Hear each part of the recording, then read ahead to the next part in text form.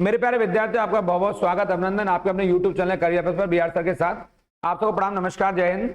आप सभी लोग दोनों हाथ जोड़कर अपनी मां के चरणों में प्रणाम करेंगे। और मैं बात कर रहा हूं आपको पैट 2023 के ऐसे प्रश्नों पर जो कि पिछले सालों में क्वेश्चन आए। अब तो पैट के 2 पेपर हुए हैं आपके, और जिस पैट के पेपर में चर्चा कर रहा हूं आपसे, कुछ क्वेश्चन में मैं पहले भी चर्चा कर चुका हूं, लेकिन कुछ क्वेश्चन तो रह रहे हैं, तो उन क्वेश्चन में पुनः लेके चल रहा हूं आप लोगों को। और वो क्वेश्चन आपके लिए बड़े वेरी मोस्ट है। मैं बात करूंगा आपके चहेते चैनल आपके पढ़ाई की पंचायत पर, वहीं से बात कर रहा हूं जहां मैंने क्वेश्चन छोड़े थे, या कुछ क्वेश्चन मैंने पुराने करा भी दिए हैं। ये पीडीएफ फॉर्मेट में करा रहा हूं, वो मैंने हाथ से लिख के कराए थे, अब इन्हें पीडीएफ फॉर्मेट में करा रहा हूं आप लोगों को। थोड़ा सा अच्छा लगेगा, आपको लिखने में आसानी होगी। मैंने ऐसे बताया आपको, एक क्वेश्चन आपके एग्जाम में आया, पुराना क्वेश्चन है ये। क्वेश्चन ये आया है, इन निम्नलिखित में से किस क्रम में भारत आए, यानी यात्री है, ये किस क्रम में भारत पहुंचे हैं आपके। एक टॉमस रो नाम दे रखा है आपके, एक नाम दे रखा है फाइयान का, एक नाम दे रखा है वेनसांग का। तो आपके मस्तिष्क में आ रहा होगा टॉमस रो कब आया है भारत। तो आप जानते होंगे, टॉमस रो को देखते ही माइंड में आ रहा हो, कोई ब्रिटिश यात्री आपके, ये जहांगीर के शासनकाल में भारत आया। तो जिस समय जहांगीर का शासनकाल है, ये जहांगीर के समय भारत आया। और जो फाइयान है, ये चंद्रगुप्त द्वितीय के शासनकाल में भारत आया। और वेनसांग भारत जब पहुंचा तो उस समय यहाँ पर एक हमारे बहुत प्रसिद्ध शासक है आपके उत्तर भारत के, और शक्तिशाली शासक थे हर्षवर्धन, उनका नाम है आपके यहाँ पर हर्षवर्धन नाम है उनका। कन्नौज के महानतम शासक हुए हैं और इनके शासनकाल में पहुंचा। तो ये आपको क्रम से इनके हिसाब से, शासकों के हिसाब से लग गया होगा माइंड में। अगर नहीं लग पा रहा है तो आप ऐसा कर सकते हैं, जो टॉमस रो है वो 17वीं सदी में आया यहाँ पर, 17वीं सदी में, यानी सेंचुरी में भारत पहुंचा है आपके यहाँ से। और फाइयान ये 4वीं शताब्दी में, 4थी में पहुंचा है, 4थी सदी में भारत पहुंचा है आपके। और ये जो वेनसांग है वो 7वीं सदी में भारत पहुंचा है। तो इनको देख करके आप लोग निकाल सकते हैं आराम से।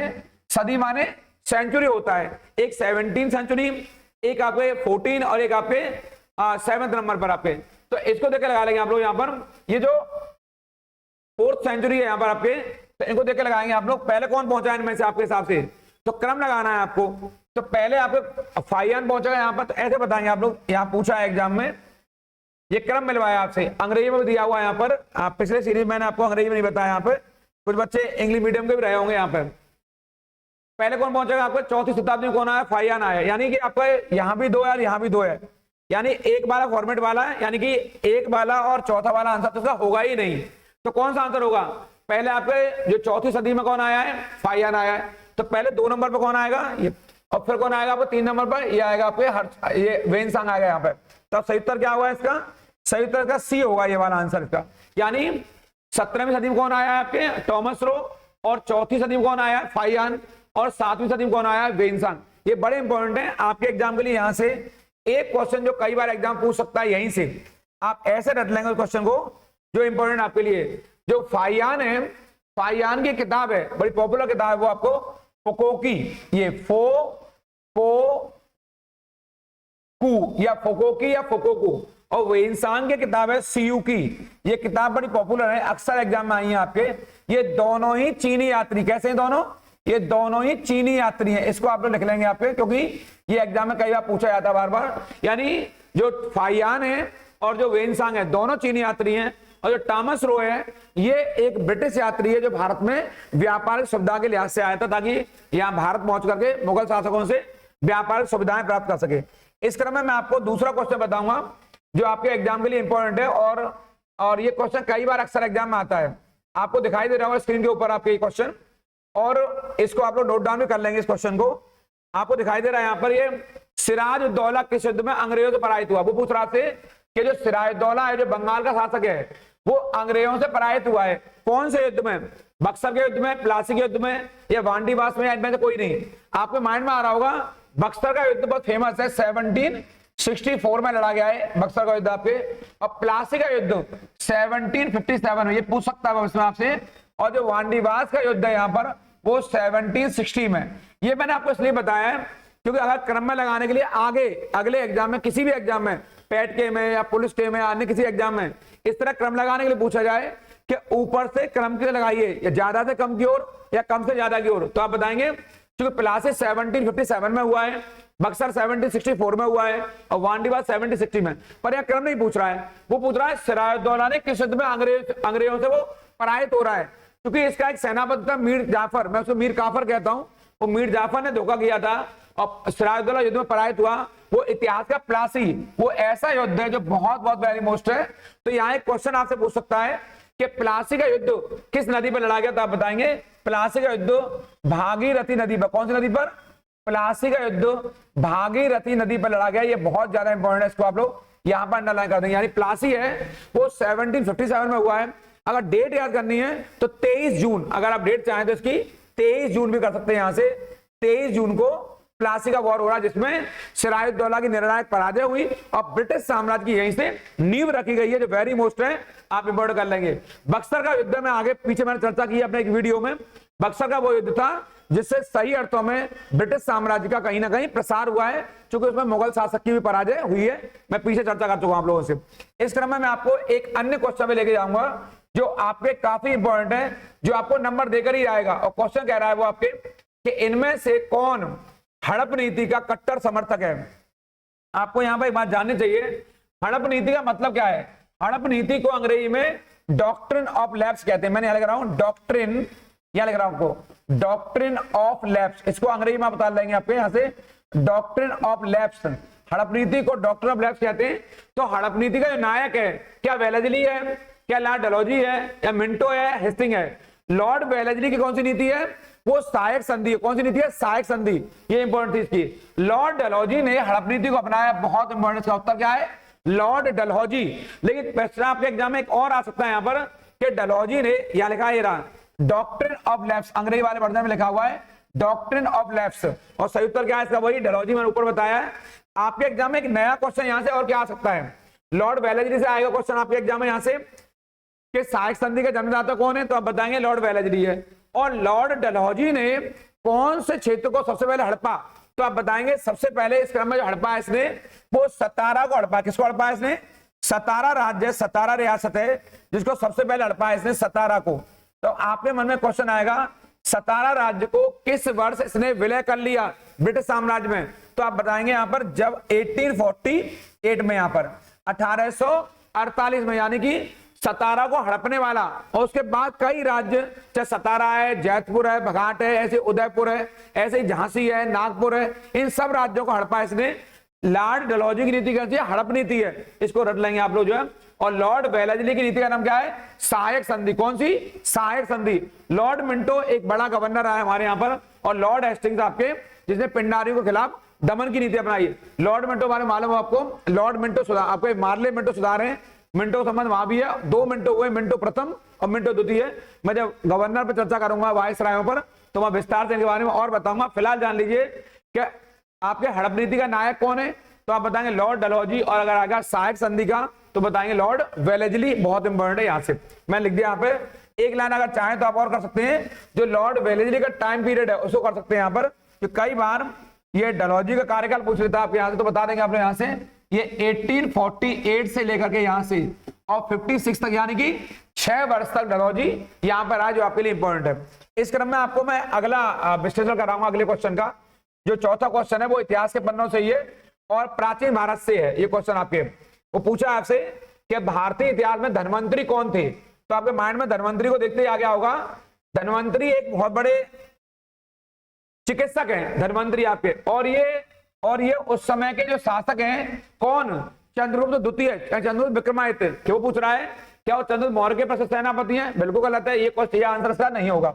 वो पूछा चंद्रगुप्त विक्रमादित्य, तो हमने पढ़ा हुआ है पिछले पन्नों से, इतिहास के पन्नों से, कि चंद्रगुप्त द्वितीय विक्रमादित्य, विक्रमादित्य इसकी उपाधि है। चंद्रगुप्त द्वितीय विक्रमादित्य के शासनकाल में 9 रत्नों की सभा होती थी। 9 अलग अलग क्षेत्रों के प्रसिद्ध विद्वान हुआ करते थे, जिनमें कालिदास भी एक थे, वराहमिहिर भी एक थे, उनमें से एक धन्वंतरी भी थे। और धन्वंतरी कौन थे?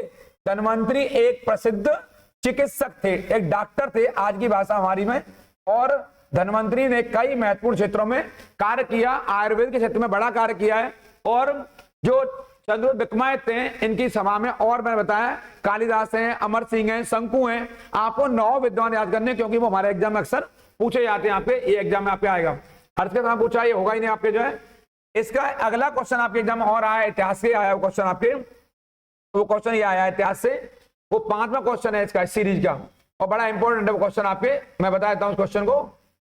इतिहास के पन्नों से क्वेश्चन है वो, और उस क्वेश्चन में मैं ये थोड़ा सा, क्योंकि ये डिजिटल बोर्ड है और मैं भी डिजिटल बोर्ड का लगातार अभ्यास कर रहा हूं, जैसे आप अभ्यास कर रहे हैं क्वेश्चन आंसर का, ऐसे मैं भी निरंतर अभ्यास कर रहा हूं और कुछ दिनों में ये डिजिटल बोर्ड का अभ्यास भी परिपक्व हो जाएगा, मैच्योर हो जाएगा। और आप देखेंगे यहाँ पर एक क्वेश्चन आया है, ये आपका 5वां क्वेश्चन है और बड़ा महत्वपूर्ण और इंपॉर्टेंट क्वेश्चन है आपके। ये क्वेश्चन ये आया है कि मौर्यकालीन भारत के इतिहास में, ये क्वेश्चन आपके मौर्यकालीन भारत के विवरण वाली इंडिका पूछ रहा है वो आपसे, इंडिका के लेखक कौन है। आप जानते हैं बहुत सारे मैंने भी बताया, जैसे सीयू की पुस्तक है वो इंसान की है, ऐसे पूछ रहा है वो इंडिका का लेखक कौन है। तो आप जानते होंगे इंडिका कब की किताब मानी जाती है। मेगास्थनीज एक यूनानी बहुत तगड़ा विद्वान था जो सेल्यूकस निकेटर का राजदूत की हैसियत से चंद्रगुप्त मौर्य के दरबार में पहुंचा था।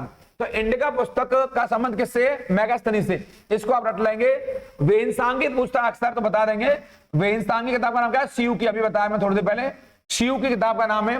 फाइयान की मैंने बताई अभी किताब आपको, फुकोकू या फुको की किताब है इसकी, उसको भी आप रट लेंगे, मैं पीछे लिख दिया है फिर भी लिख दे रहा हूं एक बार और, फुकोकू, ये इसकी फुकोकू या फुकोकी एक ही बात है, ये फुकोकू या फुकोकी या फुकोको एक ही बात है, चीनी भाषा में आपके मैं लिखा है फुकोकू, जो फाइयान किताब है। और मेगास्थनी कौन सी है, इंडिका, ये वही पुस्तक है इंडिका जिसमें पाटलिपुत्र की पूरी नगरीय व्यवस्था का उल्लेख करता है और यही कहता है कि भारतीय समाज 7 वर्गों में बटा हुआ था और भारत में दास प्रथा विद्यमान नहीं थी, ये मेगास्थनी ने बताया है। साइमन कमीशन किस वर्ष भारत आया, ये मॉडर्न हिस्ट्री क्वेश्चन आया, कहां से आया है, मॉडर्न हिस्ट्री से। साइमन कमीशन किस वर्ष भारत आया, तो साइमन कमीशन भारत एक बार नहीं, साइमन कमीशन 2 बार भारत आया, ये आपको जानना चाहिए।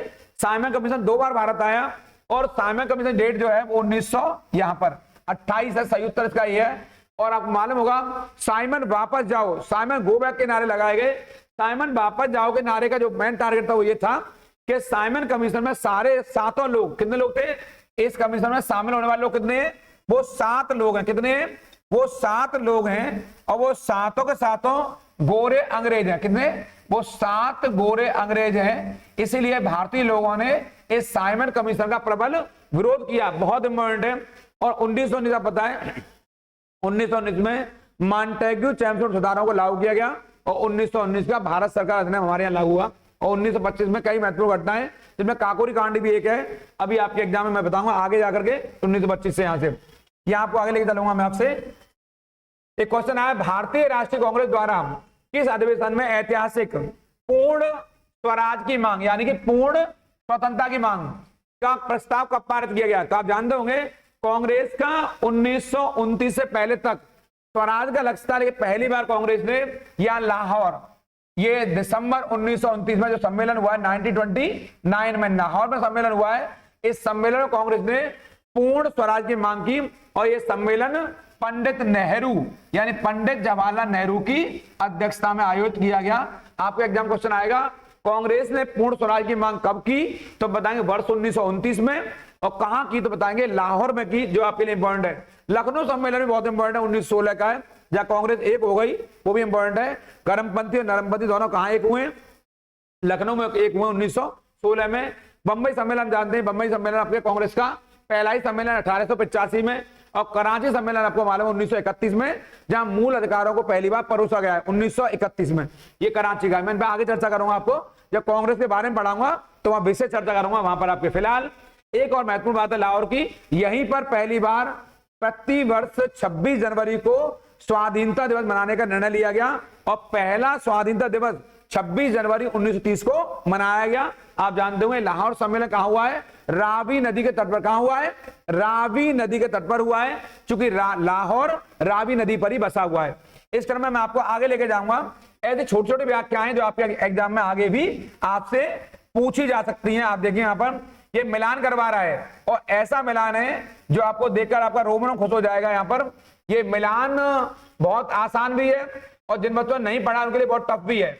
यहाँ सामने देख पा रहे हो आप लोग उसको, मिलान को आपको दिख गया होगा कि वो पूछ रहा है आपसे कि गदर पार्टी, इंडियन नेशनल आर्मी, मित्र मेला और होम रूल। आपके माइंड में आना चाहिए इंडियन नेशनल आर्मी ये कब बन रही है। इंडियन नेशनल आर्मी की स्थापना यानी कि आजाद हिंद फौज की स्थापना कब हुई है, तो आयन फौज का जो पुनर्गठन है वो तो क्या सुभाष चंद्र बोस ने किया है। तो इसका संबंध किससे है, यानी कि सुभाष चंद्र बोस से। और गदर पार्टी कब बन रही है आपको, 1913 में, लाला हरदयाल। और मित्र मेला संबंध किससे, वीडी सावरकर से, विनायक दामोदर सावरकर से। और होम रूल लीग है जो, वो एनी बेसेंट की, आपको मालूम होगा। होम रूल लीग दो है, होम रूल लीग दो हैं, एक की स्थापना एनी बेसेंट ने की है और एक की स्थापना बाल गंगाधर तिलक ने की है। लेकिन पहले किसकी बनी है, पहले बनी है तिलक की, उसके बाद बनी है एनी बेसेंट की। मैंने बताया पीछे आपको, दोबारा फिर पढ़ाऊंगा, जो राष्ट्रीय आंदोलन पढ़ाऊंगा वो आपके लिए वेरी वेरी मोस्ट इंपोर्टेंट है। इस तरह मैं बता देंगे, क्वेश्चन मिला लेंगे आपके। यानी जो INA है वो किसकी है, सुभाष चंद्र बोस की है। और जो गदर पार्टी है वो लाला हरदयाल की है। मैंने मिला दी आपके ऐसा करके। गदर पार्टी कब बन रही है, 1913 में बन रही है, मैं लिख दिया यहाँ पे 1913 में आपके। और जो इंडियन नेशनल आर्मी है वो कब बन रही है आपके, वर्ष 1943 में, या 1943 में बन रही है आपको। आप जानते होंगे ये वो आर्मी है, इसी ने भारत में पहली बार एक ऐसी सरकार की स्थापना की जिसके राष्ट्रपति सुभाष चंद्र बोस बने। और सुभाष चंद्र बोस ने ही जय जवान जय किसान का नारा दिया, ये बहुत इंपॉर्टेंट है।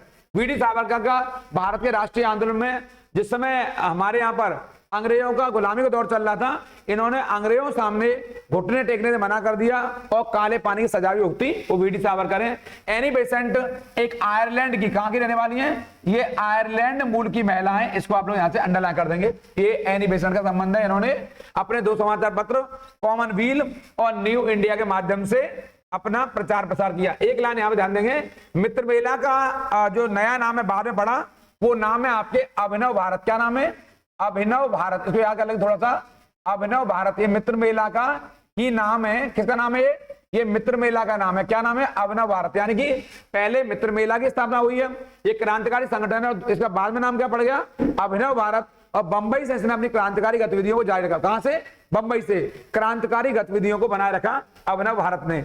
इस क्रम में मैं आपको आगे बताऊंगा जो आपका अगला क्वेश्चन है, और वो बड़ा महत्वपूर्ण इंपॉर्टेंट क्वेश्चन है आपके यहां से। और वो क्वेश्चन आया आपके एग्जाम में यहां से, वो क्वेश्चन आपका ये आया है,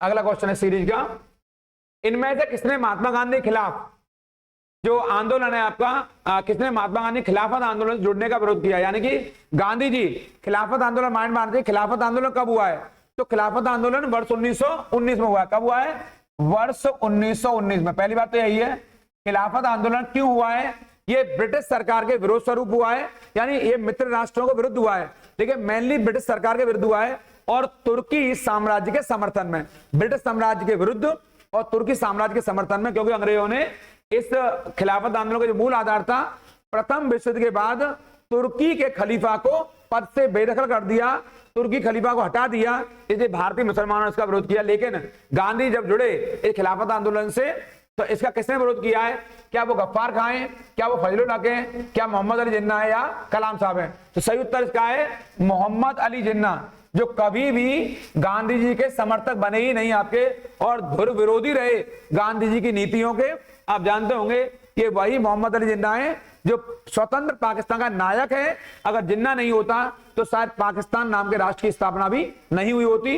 ये जिन्ना नहीं, ये जिन्न है, ये जिन्ना नहीं, मैं जिन्न कहता हूं। इस सीरीज में मैं आपको आगे लेके चलूं उससे पहले मेरा आपसे एक प्रश्न है, किस राज्य को झुग्गी मुक्त राज्य घोषित कर दिया भारत में, कौन से राज्य को झुग्गी मुक्त, झुग्गी क्या होती है, जो स्लम बस्तियों घिरे हुए इलाके होते हैं, झुग्गी झोंपड़ी वाले, अभी हाल ही में किस राज्य को झुग्गी मुक्त राज्य घोषित कर दिया गया है। इस पर सर्च करते रहिए, तब तक मैं आपको इसके अन्य सीरीज के अन्य क्वेश्चनों को बता रहा हूं आपको, जो बहुत इंपॉर्टेंट है। इस पूरे सीरीज को, ये पैट सीरीज में करा रहा हूं, ये आपके लिए बहुत इंपॉर्टेंट है। और आगे मैं जो लेकर आ रहा हूं आपके, वो पैट की मॉक टेस्ट सीरीज लेकर आ रहा हूं, और वो मॉक टेस्ट सीरीज ऐसी होगी कि उससे बाहर कोई क्वेश्चन नहीं आएगा। पर डे मैं आपको 25 क्वेश्चन वो मॉक टेस्ट सीरीज में कराऊंगा। ऐसे मैं आपको 250-300 क्वेश्चन कराऊंगा, सारे प्रश्न आपको वहीं से बन जाएंगे, उनके अलावा कोई प्रश्न आपको नहीं पढ़ना है, जो मैंने आपके लिए नई न्यू मॉक टेस्ट सीरीज बनाई है। इस क्रम में आपका अगला प्रश्न आया है, वो प्रश्न है आपके, इनमें से कौन सा क्रांतिकारी संगठन काकोरी षड्यंत्र केस में शामिल है। ये क्वेश्चन आया है, काकोरी पूछ रहा है। तो पहला प्रश्न है, काकोरी कहां पर है, तो आप माइंड में, काकोरी लखनऊ में एक स्टेशन है, बहुत छोटा सा, लखनऊ संभाग में पड़ता। कहां पड़ता है, लखनऊ संभाग में पड़ता काकोरी। और काकोरी कांड का कह रहा है कौन नायक है, क्या वो गदर पार्टी है, अनुशीलन है, या अभिनव भारत, या हिंदुस्तान।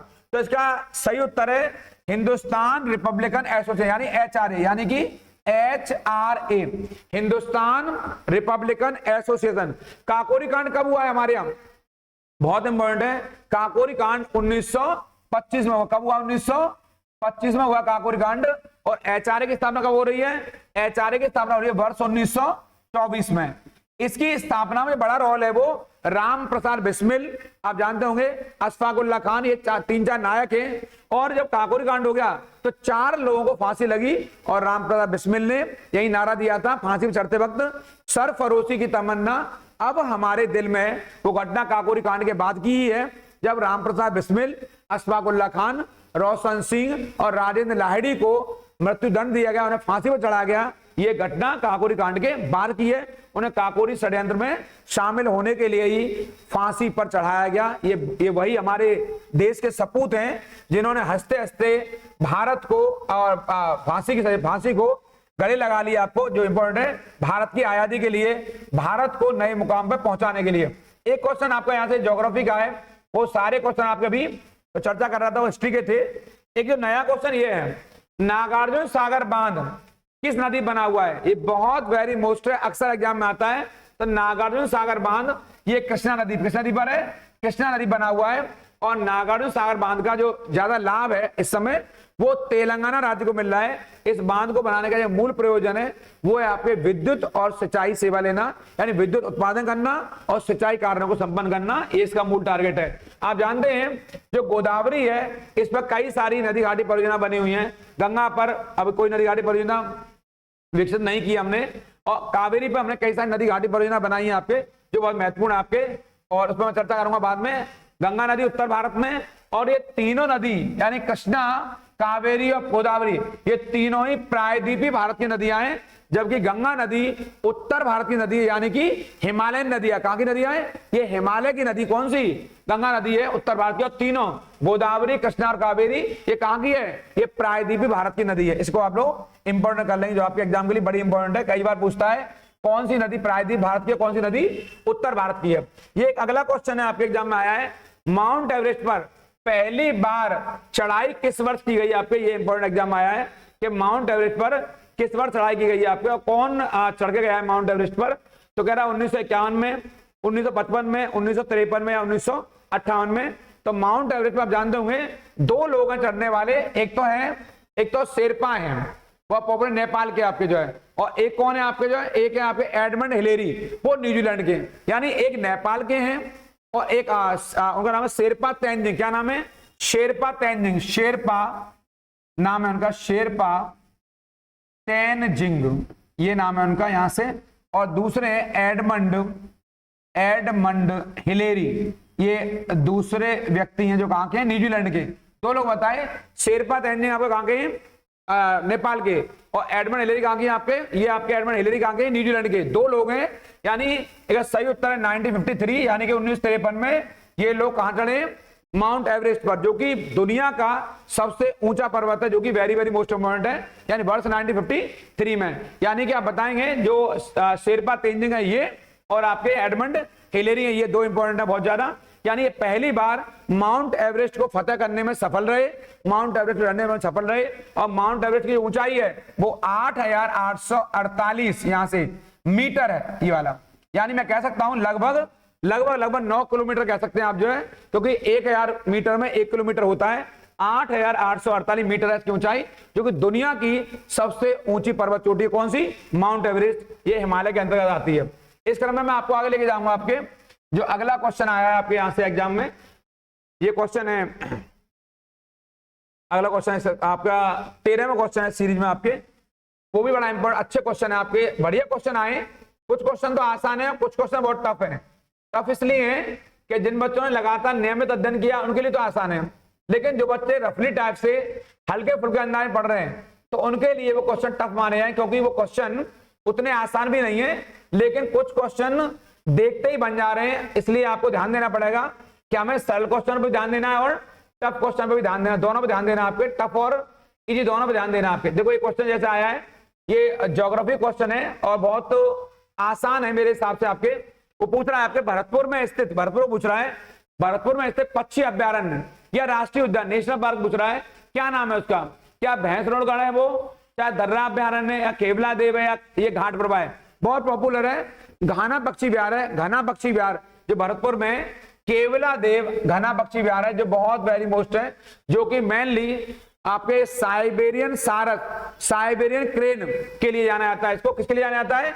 साइबेरियन सारस, साइबेरियन, इसको आप लोग लिख लेंगे साइबेरियन क्रेन, यानी क्रेन को बोलते हैं सारस, इसके लिए जाना जाता है ये। और आप लोग इसको अंडरलाइन करेंगे, इस केवला देव को ही घाना पक्षी विहार भी कहते हैं, जो वेरी वेरी मोस्ट इंपोर्टेंट है, जो राजस्थान के भरतपुर में स्थित है। इसको आप लिख लेंगे क्योंकि कई बार क्वेश्चन एग्जाम में आया है और देखो अभी भी यहाँ पूछा गया है। ऐसा ही क्वेश्चन है आपके भिलाई इस्पात, यानी भिलाई स्टील प्लांट है जो बहुत इंपॉर्टेंट है। इसका स्रोत कहां से है? हमें मालूम है जब द्वितीय पंचवर्षीय योजना आई तो 3 बिजली हमारे यहाँ पर लोहे के प्लांट लगाए गए, बड़े बड़े स्टील प्लांट। एक तो भिलाई लगाया गया है, एक बोकारो लगाया गया है, एक राउरकेला। तो राउरकेला है वो उड़ीसा में, जो भिलाई है वो अब तो छत्तीसगढ़ में, पर उस समय मध्य प्रदेश में था। और एक कौन सा है? एक दुर्गापुर है। कौन सा है? दुर्गापुर, जो कहां पर है? आपके पश्चिम बंगाल में आपके। तो मैं बता रहा हूं आपको 3 प्लांट लगे। एक तो लगा आपका भिलाई स्टील प्लांट, ये दिखाई दे रहा है आपको यहाँ पर, ये आज छत्तीसगढ़ में, पहले कहां था? मध्य प्रदेश में। एक दुर्गापुर, दुर्गापुर कहां पर है? पश्चिम बंगाल में। एक कोरबा कहां पर है? उड़ीसा में। तो भिलाई स्टील प्लांट ये सोवियत संघ, इसको आप लिखेंगे यहां से, सोवियत संघ के सहयोग से, यानी यूएसएसआर के सहयोग से खोला गया था आपके। और इसके लिए जो लोहा है, कच्चा लोहा यानी आयरन ओर कहां से मिलता है? तो ये यहां से मिलता है, दल्ली राज ये वाला दल्ली राजहरा क्षेत्र है, जो कि आज छत्तीसगढ़ में ये लोहे की खाने हैं, आयरन ओर की खाने हैं। कच्चा लोहा मिलता है कहां से? दल्ली राजहरा क्षेत्र से, जो आपके लिए बहुत इंपॉर्टेंट है। इसको आप अंडरलाइन कर देंगे यहां से। इस क्रम में आपके एक क्वेश्चन और आया है, वो भी आपका ज्योग्राफी से ही है और बढ़िया क्वेश्चन आया है। क्वेश्चन ये आया है, दिए गए दर्रों के स्थानों का जोड़ा कौन सा सही नहीं है? सही पूछ रहा आपसे, कौन सा जोड़ा सही नहीं है पूछ रहा है। तो जोजिला बुर्जिला जम्मू कश्मीर पूछ रहा है, बारालापचा और शिपकिला पूछ रहा है आपसे, थागा नीतिला पूछ रहा है, लिपुलेख और पूछ रहा है नाथुला और जोलेपला। वो कह रहा है कौन सा जोड़ा है वो सही नहीं है। तो आपको बताना है, इसमें जोड़ा बताना है आपको। जोजिला कहां पर है? जम्मू कश्मीर में। और आपका बुर्जिला कहां पर है? बुर्जिला इस समय आपके जो बहुत इंपॉर्टेंट, जो लद्दाख में पड़ रहा है आज आपके, ऐसा मतलब पहला जोड़ा आपका गलत हो गया। फिर पूछा बारालापचा पूछ रहा आपसे, क्या बारालापचा और शिपकिला कहां पर है आपके? क्या ये उत्तर प्रदेश में? बिल्कुल नहीं है आपके, यूपी में ऐसा कोई दर्रा नहीं है हमारे यहाँ। थागला नीति और लिपुलेख दर्रा, नीति दर्रा, तो नीति दर्रा कहां पर है आपके? ये उत्तराखंड में। और फिर उत्तरा से जो नाथुला दर्रा है और जोलेपला दर्रा है, ये कहां पर है? तो नाथुला दर्रा सही अर्थों में आपके सिक्किम में स्थित है। नाथुला दर्रा आपके कहां पर है? ये सिक्किम में स्थित है, यहाँ पर सिक्किम में। अब आपको एक क्वेश्चन माइंड में आएगा आपके, चूंकि चौथा आंसर कहीं विकल्प में नहीं है।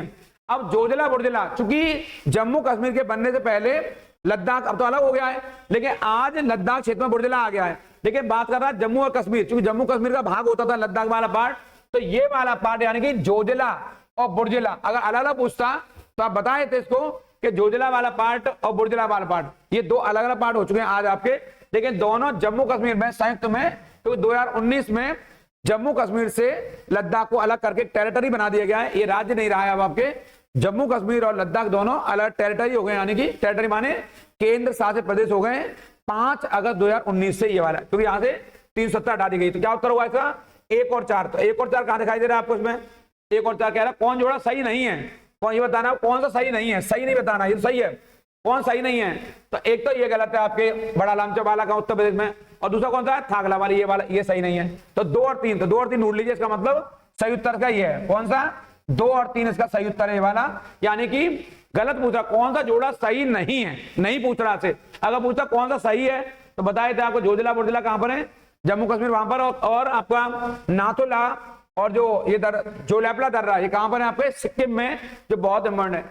आपके मन में क्वेश्चन आ रहा होगा कि शिपकिला दर्रा और ये कहां पर है, तो ये अगर आ जाए बाय द माइंड में कहां पर है ये, तो आप बताएंगे दोनों हिमाचल प्रदेश में। कहां पर है ये? हिमाचल प्रदेश में। और थागला नीति और लिपुलेख ये कहां पर है? तो ये दोनों उत्तराखंड में। कहां पर है ये? उत्तराखंड में। यानी कि शिपकिला ये वाले आ जाएंगे तो हिमाचल में ये, और नीति आ जाएगा लिपुलेख थागला तो ये उत्तराखंड में। यूके माने यूनाइटेड किंगडम नहीं है, यूके माने उत्तराखंड है, जो मैंने आपको शॉर्ट में लिख दिया है इसको, बाकी मैंने बता दिया इसके बारे में। इस क्रम में मैं आपको अगले विश्लेषण की ओर ले जाऊंगा, अगले प्रश्न की ओर ले जाऊंगा, जो आपके लिए इंपॉर्टेंट है, वो भी यही से क्वेश्चन आया है। और वो अगला क्वेश्चन है वो आपका यहां से अगले नेक्स्ट चरण में है और बड़ा इंपॉर्टेंट पार्ट है वो आपका। वो क्वेश्चन आपका ये आया है, किसके बढ़ने के फलस्वरूप निजी निवेश में वृद्धि की अधिक संभावना। यानी ये क्वेश्चन आपके इकोनॉमी वाले पार्ट से कहां से आया है, ये क्वेश्चन आपके इकोनॉमी वाले पार्ट से आया है, यहां से इकोनॉमी वाले पार्ट से क्वेश्चन आया है, यहां से इकोनॉमी से।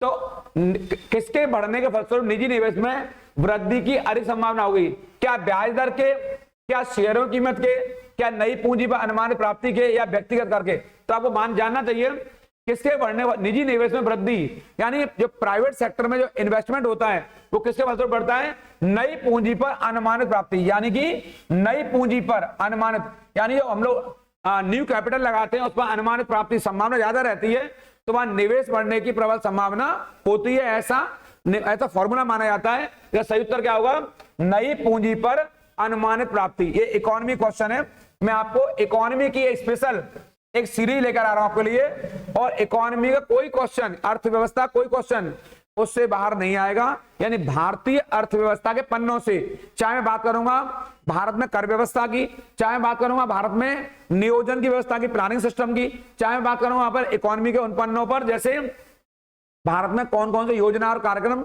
अभी हाल ही में नीतियां लाई गई हैं, कौन कौन से कार्यक्रम चलाए गए हैं, इसके अलावा जीडीपी क्या होती है, जीएनपी क्या होती है, एनएनपी क्या होती है, और आपका सबसे इंपॉर्टेंट जो आरबीआई की मौद्रिक नीति है, जहां से अक्सर क्वेश्चन आता है, यानी कि आरआरआर रेपो रेट यानी रिवर्स रेपो रेट, आपके CRR cash reserve ratio, SLR bank rate, ये क्या होती है और मौद्रिक नीति क्या होती है, उन पर चर्चा करूंगा आपसे।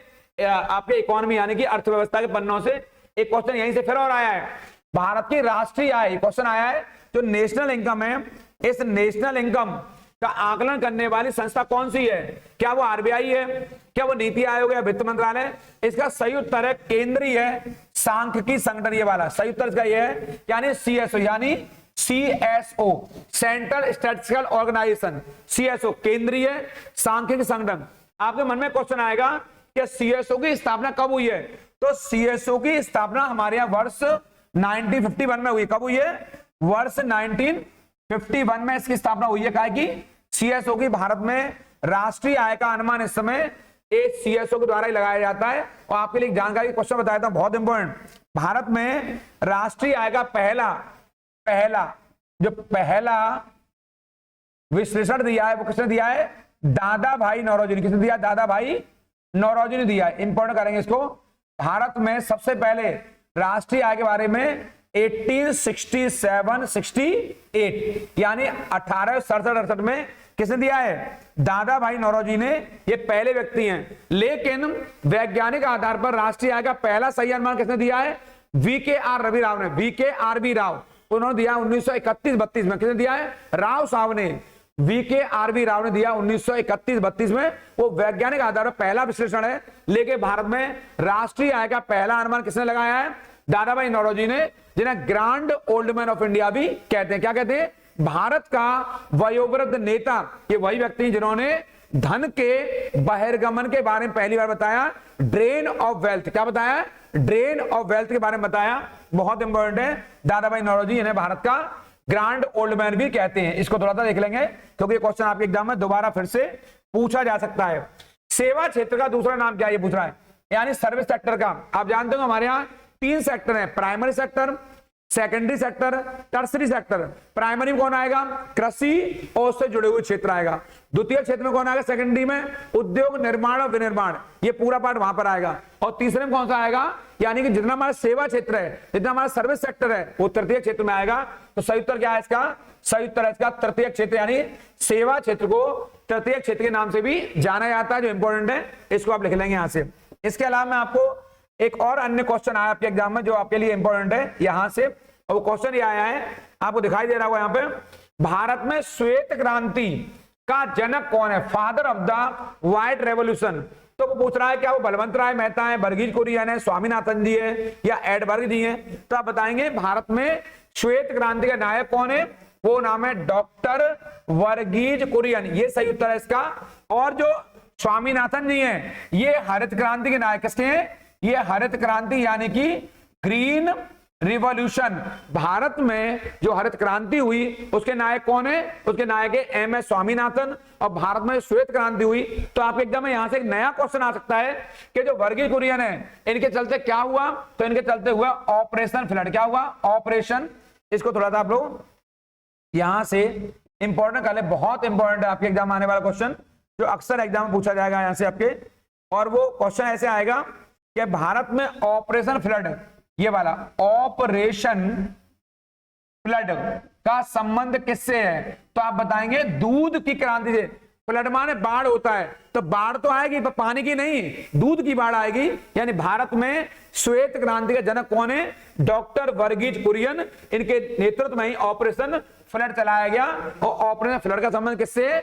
दूध उत्पादन में आत्मनिर्भरता से। ये इंपॉर्टेंट है। इस क्रम में आपके जो इसका अगला क्वेश्चन है आपके यहीं पर आया है, वो क्वेश्चन आपका बड़ा इंपॉर्टेंट क्वेश्चन है और वो इस सीरीज का 20वां क्वेश्चन है। और जो आपको महत्वपूर्ण क्वेश्चन है, यहां से आपके एग्जाम में और भी क्वेश्चन आएंगे। मैं चूंकि जिस तरह खोल रहा हूं तो दाएं बाएं से मैं आपके और क्वेश्चन भी लेकर आया हूं आपके लिए, ताकि आप इन क्वेश्चनों की व्याख्या के साथ साथ अन्य क्वेश्चनों पर भी अपनी निगरानी बना के रख सकें। और मैं आपको बताऊंगा अभी कि ये जो 20वां क्वेश्चन आया वो ये आया है, भारत में न्यू इकोनॉमिक रिफॉर्म, यानी भारत में जो आर्थिक सुधार हैं, इकोनॉमिक रिफॉर्म है, तो 1991 में जब आए तो इकोनॉमिक जो आपके आर्थिक सुधार हैं उनका नायक कौन पीएम था उस समय?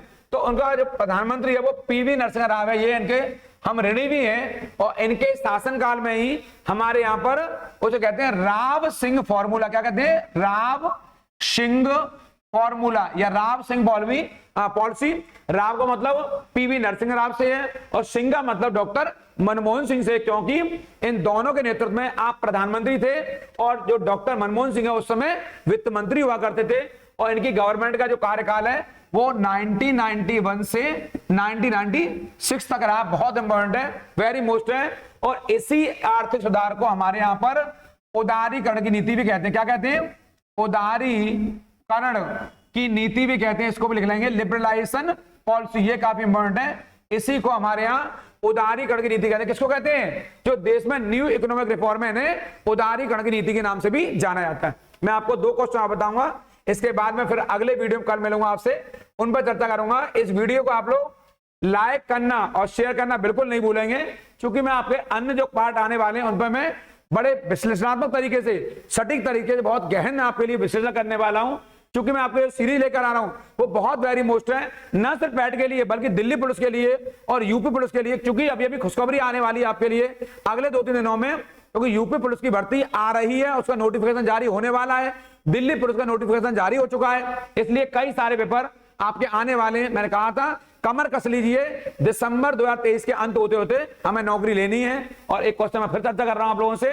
मैं फिर कहूंगा एक बार, इस वीडियो को लाइक करना और शेयर करना बिल्कुल नहीं भूलेंगे और ज्यादा लोगों को सब्सक्राइब कराइए ताकि आपका ये वीडियो अन्य लोगों तक पहुंच सके। मैंने अभी आपसे क्वेश्चन पूछा था, मैंने पूछा था किस राज्य को झुग्गी मुक्त राज्य घोषित कर दिया गया है। तो एक क्वेश्चन मैं आपसे और पूछ रहा हूं यहीं पर, वो है भारत का पहला जैव गांव कौन सा? भारत के कौन से गांव को जैव गांव घोषित कर दिया? भारत के कौन से गांव को जैव गांव यानी बायो विलेज, भारत का वो कौन सा गांव है जिसे जैव गांव, बायो विलेज अभी हाल ही में घोषित किया गया है? इसको सर्च करते रहिए और लगातार इस वीडियो बने रहिए और कमेंट बॉक्स में जल्दी से इसका आंसर लिख के भेजिए और फिर मैं अगली वीडियो कल मिलूंगा तो वहां इसका उत्तर बताऊंगा। फिलहाल मैं आता हूं, भारत के संविधान में इनमें से कौन सा विषय है जो कि राज्य सूची, आप जानते हैं हमारे संविधान की 7वीं अनुसूची कौन सी में? 7th शेड्यूल में। कहां पर? 7th शेड्यूल में हमारे यहां पर 3 सूचियों का उल्लेख हुआ। क्या हुआ है? 3 सूचियों का उल्लेख हुआ है। और वो 3 सूचियां कौन कौन सी हैं? एक सूची कौन सी है? संघ सूची, इसे हम कहते हैं यूनियन लिस्ट। क्या कहते हैं? यूनियन लिस्ट कहते हैं हमारे यहां पर। दूसरी कौन सी है? राज्य सूची, जिसे हम स्टेट लिस्ट कहते हैं आपके। और तीसरी कौन सी है? समवर्ती सूची, जिसे हम कॉन्करेंट लिस्ट कहते हैं। यानी कि हमारे यहाँ 3 सूचियां हैं, एक का नाम है यूनियन लिस्ट, एक का नाम है स्टेट लिस्ट, एक का नाम है कॉन्करेंट लिस्ट। 3 लिस्ट हैं और हमारे यहाँ इन तीनों सूचियों में अलग अलग विषयों की व्याख्या की गई। जैसे यूनियन लिस्ट में यानी संघ सूची में कितने विषय हैं? 97 विषय हैं और राज्य सूची में 66 विषय और समवर्ती में 47 विषयों की व्याख्या की गई है। ये सब्जेक्ट्स हैं जिन पर कानून बनाने का अधिकार केंद्र, राज्य और दोनों को समान रूप से दिया गया है। अब क्या कह रहा है वो? कौन सा विषय राज्य सूची में शामिल नहीं है? तो आपके लिए बताया था पुलिस व्यवस्था राज्य सूची का विषय है, कानून व्यवस्था लॉ एंड ऑर्डर राज्य सूची का विषय है, जेल प्रशासन राज्य सूची का विषय है, लेकिन हमारे यहाँ दंड प्रक्रिया संहिता ये राज्य सूची का विषय नहीं है। तो किसका विषय है? ये विषय समवर्ती सूची का है। किसका है? ये समवर्ती सूची का विषय है, यानी कि दंड प्रक्रिया सीआरपीसी और आईपीसी इंडियन पेनल कोड और क्रिमिनल प्रोसीजर कोड ये दोनों ही किसके विषय हैं? समवर्ती सूची के विषय हैं, कॉन्करेंट लिस्ट के विषय हैं। आप लोगों को आज मैंने 21 क्वेश्चन कराए सीरीज से। अगले नए क्वेश्चन मैं कल फिर नई वीडियो में लेकर आऊंगा, तब तक आप इस वीडियो पर लगातार बने रहेंगे। और मैं आज मैंने बताया इन सारे प्रश्नों को नोट डाउन कर लें, क्योंकि ये प्रश्न आपके लिए अगले आने वाले एग्जाम के लिए बहुत वेरी मोस्ट हैं, ना सिर्फ पैट के लिए बल्कि Delhi police, UP police, CGL और एमटीएस, बल्कि जो भी अभी एमटीएस का एग्जाम चल रहा है, मैं सोचता कल से 5 तारीख से आपके लिए एमटीएस की नई सीरीज लेकर आ रहा हूं और एमटीएस के पुराने क्वेश्चन और कुछ नए क्वेश्चन लेकर आ रहा हूं, इसलिए आप क्वेश्चन बने रहेंगे और सारे क्वेश्चन रिवीजन कर लेंगे। आज के लिए आपके कल्याण की कामना करते हुए आज की इस पंचायत में इतना ही, और मैं कल आप खुश रहिए तब तक आपके, और कल मैं आपको एक नया वीडियो लेकर आ रहा हूं आपको, और तब तक इस वीडियो को आप लोग लाइक कर दीजिए तेजी से और सब्सक्राइब कर लीजिए आपके, और इसको शेयर करना बिल्कुल नहीं भूलेंगे, और आप इस वीडियो के प्रत्येक पहलू को लिख लेंगे। आप इस चैनल पर जुड़े, आपका बहुत बहुत धन्यवाद, शुक्रिया। आप उन लोगों को जरूर ख्याल रखिए जो आपका ख्याल रखते हैं। आप लोग प्रणाम, नमस्कार।